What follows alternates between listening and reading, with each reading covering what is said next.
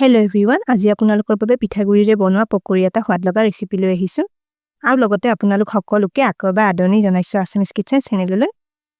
পিঠাগুৰি আৰু আলুৰে বনোৱা এই পকৰিটো খাবলৈ এক বেলেগ সোৱাদৰ হয় আৰু এই পকৰিটো আপোনালোকে এবাৰ বনালে প্ৰায় বনাই খাবলৈ মন যাব। আশা কৰো আপোনালোকে আজিৰ ৰেচিপিটো নিশ্চয় ভাল পাব। তেনেহলে ভিডিওটো শেষলৈকে চাই থাকিব। পিঠাগুৰি পকৰি বনাবলৈ মই ব্যৱহাৰ কৰা ইনগ্ৰেডিয়েন্টছখিনি আপোনালোকে স্ক্ৰীনত দেখিবলৈ পাইছে। প্ৰথমে মই এবাটি কেঁচা পিঠাগুৰি বাটি এটাত লৈ লৈছো।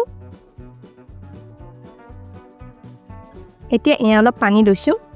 পানীখিনি পিঠাগুৰিখিনিত অলপ অলপকৈ দি মিলাই লম। এই পানীখিনি দিওঁতে কিন্তু এবাৰতে বেছিকৈ দি ল'ব নালাগে, নহলে পিঠাগুৰিখিনি বেছি পনীয়া হৈ যাব পাৰে। ইয়াতে আপোনালোকে পিঠাগুৰি হলনি এবাটি চাউল 3 ঘণ্টামান পানীত ভিজাই ৰাখি অলপ পানীৰে সৈতে চাউলখিনি পিছি ল'বও পাৰে। আৰু এই পকৰিটো বনাওঁতে যিকোনো ভাত খোৱা চাউলৰ পিঠাগুৰি ব্যৱহাৰ কৰিব পৰা যায়। চাওক পিঠাগুৰিখিনি মাত্ৰ ভিজি যোৱা কমে অলপ পানী দি এইখিনি মিলাই লৈছো। এইখিনি কিন্তু বেছি পনীয়া কৰি বনাব নালাগে। এতিয়া এইখিনি থৈ দিম। এইফালে 3টা সিজাই লোৱা সৰু সাইজৰ আলু লৈছো। আলুখিনি এতিয়া টুকুৰা টুকুৰা কৰি কাটি লম। ইয়াতে আপোনালোকে ডাঙৰ সাইজৰ আলু ললে 2টা আলু লবও পাৰে। এইখিনি এতিয়া মিক্সাৰ গ্ৰাইণ্ডাৰত মিহিকৈ এবাৰ পিছি লম। মই আলুখিনি অলপ পানী দি মিহিকৈ পিছি ললো। আলুখিনি পিছোতেও কিন্তু অকণমান পানী ব্যৱহাৰ কৰিয়ে পিছি ল'ব লাগিব। এতিয়া এইখিনি আগতে পানীত ভিজাই থোৱা পিঠাগুৰিখিনি লৈছো। পিঠাগুৰিখিনি এতিয়া অলপ কোমল হৈ পৰিছে। এতিয়া মিক্সাৰ গ্ৰাইণ্ডাৰত পিছি লোৱা আলু পেষ্টখিনি ইয়াতে দি লম। এতিয়া পিঠাগুৰি আৰু আলু পেষ্টখিনি মিলাই এবাৰ ফেটি ল'ব লাগিব। এইখিনি প্ৰায় 4 মিনিটমান এইদৰে একেবাৰে ভালদৰে মিহি হৈ পৰালৈ ফেটি লম। পিঠাগুৰি মিশ্ৰণটো দেখিছেনে, এইদৰে অলপ ডাঠকৈ বনাই ল'ব লাগিব। কিন্তু মিশ্ৰণটো ইয়াতকৈ বেছি ডাঠ যেন লাগিলে আৰু 2 চামুচমান পানী আপোনালোকে মিলাই ল'ব পাৰে। এতিয়া এইখিনি ঢাকনি এখন লগাই 5-6 মিনিটমান থৈ দিম। 6 মিনিটমান পিছত ঢাকনিখন আঁতৰাই লৈছো। চাওক পিঠাগুৰি মিশ্ৰণটো ভালদৰে মিহলি হৈ পৰিছে। মিশ্ৰণটো চাওক মই চামুচেৰে ঢালি দেখুৱাইছো।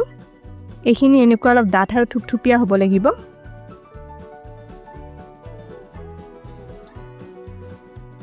এতিয়া ইয়াতে মই অলপ মছলা দি লম। আধা চামুচ জিৰা গুটি দি ললো। দিছো এচামুচৰ 3/4 জালুকৰ গুড়ি। কেইটামান মিহিকৈ কাটি লোৱা নৰসিংহ পাত দি ললো। কাটি লোৱা 2টা কেঁচা জলকীয়া দিছো। মিহিকৈ কাটি লোৱা অলপ কেঁচা ধনিয়া পাত দি লৈছো। আৰু জোখমতে অলপ নিমখ দি ললো। এতিয়া গোটেইখিনি মছলা ভালদৰে এবাৰ মিলাই লম। ইয়াতে আপোনালোকে পিয়াজ দিব খুজিলে দিব পাৰে। একেবাৰে শেষত পিঠাগুৰি মিশ্ৰণটোত অকণমান বেকিং সোডা দি লৈছো। এইখিনি লাহে লাহে ভালদৰে এবাৰ মিলাই লম। বেকিং সোডা কিন্তু একেবাৰে অকণমান দিলে হৈ যাব। বেকিং সোডাখিনি মিলাই লোৱাৰ লগে লগে পকৰিখিনি ভাজি ল'ব লাগিব। পেন এখনত ৰিফাইন তেল অলপ গৰম কৰি লৈছো। অলপ অলপকৈ পিঠাগুৰি মিশ্ৰণ তেলখিনি দি লম। পকৰিখিনি তেলত দিওঁতে গেছৰ জুইটো একেবাৰে কমাই থোৱা আছে। আৰু এই পকৰিখিনি তেলত দিওঁতে দেখিছেনে মই অলপ গুল গুলকৈ দি লৈছো। এইখিনি তেলত দিওঁতে বেছি চেপেটাকৈ দি ল'ব নালাগে। গুল গুলকৈ দি ল'লেহে পকৰিকেইটা ফুলা ফুলা আৰু কোমল কোমল হ'ব। এইখিনিতে এটা ৰিকুৱেষ্ট কৰিলো, ভিডিওটো চাই ভাল পালে লাইক আৰু শ্বেয়াৰ কৰি দিব। আপোনালোকৰ যিসকলে আমাৰ চেনেলটো এতিয়ালৈকে ছাবস্ক্ৰাইব কৰা নাই তেওঁলোকক আমাৰ চেনেলটো ছাবস্ক্ৰাইব কৰিবলৈ ৰিকুৱেষ্ট কৰিলো আৰু কাষতে থকা বেল আইকনটো টিপি নটিফিকেশ্যন অন কৰি দিব।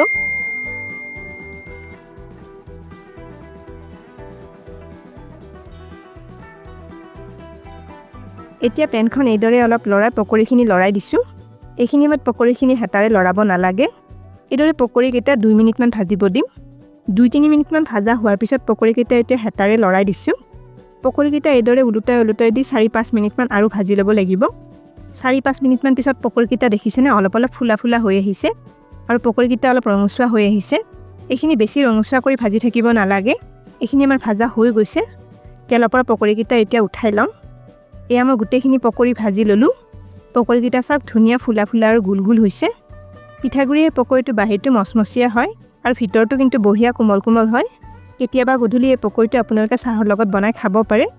এই পকৰিটো পৰিবেশন কৰাৰ সময়ত আপোনালোকে পকৰিখিনিৰ ওপৰত অলপ শুকান জলকীয়াৰ টুকুৰা বা চিলি ফ্লেক্স ছটিয়াই ল'ব পাৰে।